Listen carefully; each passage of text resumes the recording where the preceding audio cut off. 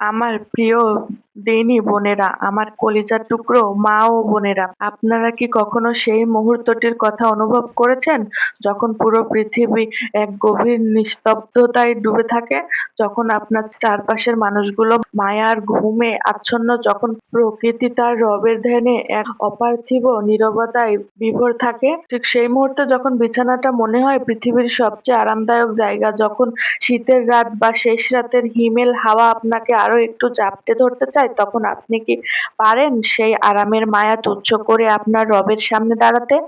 আমার বোনেরা, আপনি কি জানেন যখন আপনি আপনার চোখ দুটো কষলে শয়তানের দেওয়া অলসতায় সেই ৩টি গিঁট খুলে জায়নামাজে এসে দাঁড়ান, তখন আপনি একা নন। পুরো মহাবিশ্বের মালিক আপনার দিকে তাকিয়ে মৃদু হাসেন। নবীজি সাল্লাল্লাহু আলাইহি ওয়াসাল্লাম বলেছেন, ফজরের ২ রাকাত সুন্নাত নামাজ পুরো দুনিয়া এবং এর ভেতরে যা কিছু আছে, হীরা জহরত ধন সম্পদ সবকিছুর চেয়েও বেশি দামি। সুবহানাল্লাহ। এই আয়াতটির দিকে গভীর মনোযোগ দিন। আমাদের সারাদিনের আমলনামা লেখার জন্য আল্লাহ ফেরেশতাদের দুটি দল নিযুক্ত করেছেন। একদল আসে আসরের সময়, অন্য দল আসে ফজরের সময়। তারা যখন ডিউটি পরিবর্তন করে তখন তারা আল্লাহর কাছে গিয়ে সাক্ষ্য দেয়। আল্লাহ তো সব জানেন, তবুও তিনি জিজ্ঞাসা করেন, আমার বান্দাদের কোন অবস্থায় রেখে এলে? ফেরেশতারা তখন গর্বের সাথে উত্তর দেয়, হে আল্লাহ, আমরা যখন তাদের কাছে গিয়েছিলাম তখন তারা নামাজ পড়ছিল, আবার যখন তাদের রেখে এলাম তখনও আপনার সামনে সেজদায়রত ছিল। আমার বোনেরা, আপনি কি চান না আজ যখন আল্লাহর দরবারে আপনার রিপোর্ট পেশ করা হবে, তখন ফেরেশতারা আপনার নাম নিয়ে বলবে যে, হে আল্লাহ, আপনার অমুক বান্দা বা অমুক বোনটি তখন জায়নামাজে বসে আপনার প্রেমে কাঁদছিল। হানাফি মাযহাবের আলেমরা ফজরের নামাজকে ঈমানের কোষ্ঠী পাথর হিসেবে গণ্য করেন, কারণ জোহর বা আসরের সময় মানুষ জেগে থাকে, ব্যস্ত থাকে, সেটা পড়া তুলনামূলক সহজ। কিন্তু ফজর হলো নফসের বিরুদ্ধে এক বিশাল যুদ্ধ। এই যুদ্ধে যারা বিজয়ী হয়, আল্লাহ তাদের জন্য আসমানের দরজা খুলে দেন। এখন আমি আপনাদের সেই ৫টি অলৌকিক ফজিলতের কথা বলবো, যা জানলে আপনার আত্মা শিউরে উঠবে। আমার মা বোনেরা, আমরা কত কিছু নিয়েই দুশ্চিন্তা করি, তাই না?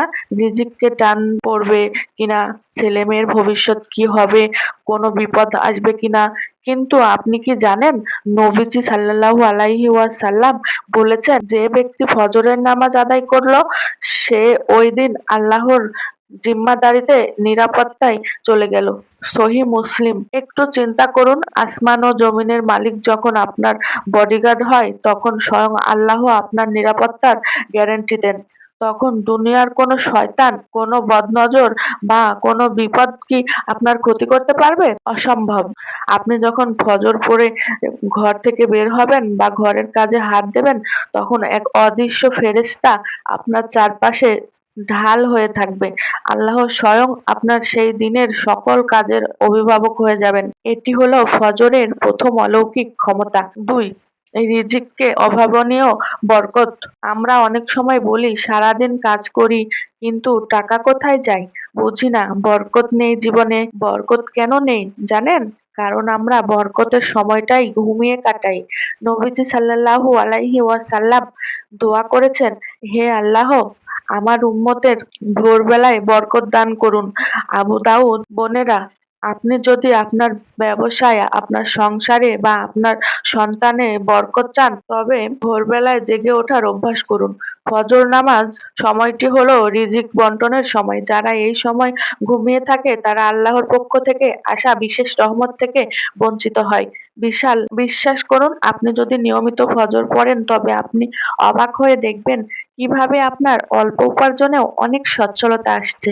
আপনার ঘরের অভাব আল্লাহ নিজ কুদরতে দূর করে দেবেন। এটি অলৌকিক নয় তো কি? ৩. কিয়ামতের দিন পূর্ণাঙ্গ নূর বা আলো।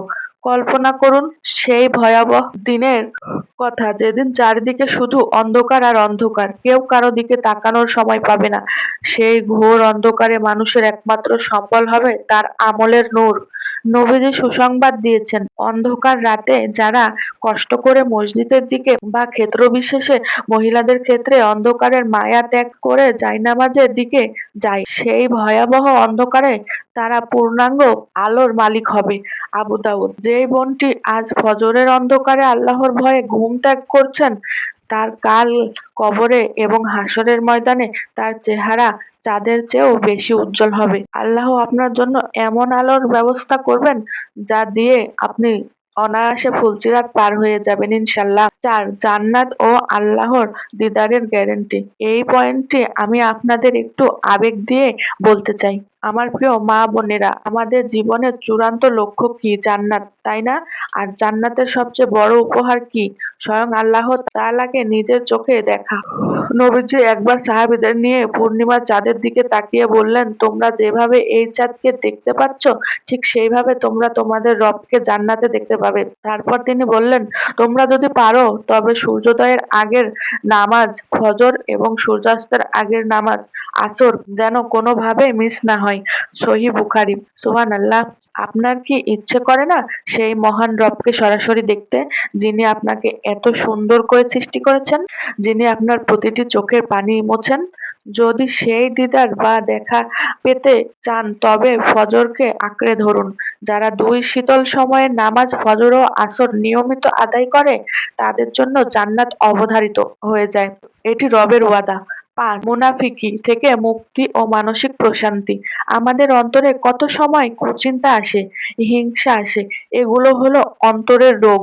আর সবচেয়ে বড় রোগ হলো মুনাফিকি। নবীজি সাল্লাল্লাহু আলাইহি ওয়াসাল্লাম বলেছেন, মুনাফিকদের জন্য ফজর এবং এশার নামাজের চেয়েও ভারী বা কঠিন আর কোনো নামাজ নেই। সহিহ বুখারী। আপনি যখন ফজর পড়ছেন, আপনি আসলে শয়তানকে এবং নিজের নফসকে চড় মারছেন। আপনি প্রমাণ দিচ্ছেন যে, হে আল্লাহ, আমি মুনাফিক নই, আমি আপনার সত্যিকারের গোলাম। আর এই ঈমানী তৃপ্তি আপনাকে সারাদিনের জন্য এক অভাবনীয় মানসিক প্রশান্তি দেবে। মনোবিজ্ঞানীরাও এখন বলছেন, যারা ভোরে ওঠে তাদের বিষণ্ণতা বা ডিপ্রেশন কম হয়। কেন হবে না? আপনি তো দিনের শুরুতেই আপনার রবের সাথে সাক্ষাৎ করে এসেছেন।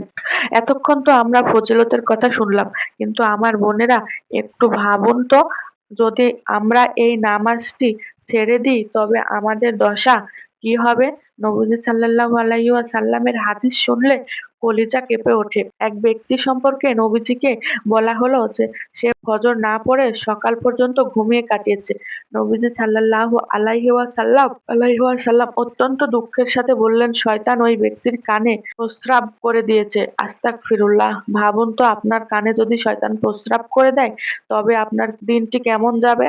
আপনার কানে কি আর কোনো ভালো কথা ঢুকবে? আপনার মেজাজ কি খিটখিটে হবে না? আপনার রূহ কি মরে যাবে না? শুধু তাই নয়, নবীজি সাল্লাল্লাহু আলাইহি ওয়াসাল্লাম আরো বলেছেন যে, যখন মানুষ ঘুমায় শয়তান তার মাথার পেছনে ৩টি গিঁট দেয়। প্রতিটি গিঁটে সে বলে, রাত এখনো অনেক লম্বা, তুমি ঘুমাও। যখন মানুষ জেগে আল্লাহর জিকির করে তখন একটি গিঁট খুলে যায়, যখন অজু করে তখন দ্বিতীয়টি খুলে যায়, আর যখন নামাজ আদায় করে তখন তৃতীয়টি খুলে যায়। ফলে মানুষ অত্যন্ত চনমনে ও পবিত্র আত্মা নিয়ে দিন শুরু করে। অন্যথায় সে অলস ও কলুষিত আত্মা নিয়ে সকাল অতিবাহিত করে। আমার বোনেরা, আপনি কি চান আপনার আত্মার মৃত্যু হোক? আপনি কি চান আপনার দিনটি শয়তানের অপবিত্রতায় শুরু হোক? নিশ্চয় না। তাই আসুন আজই তওবা করি।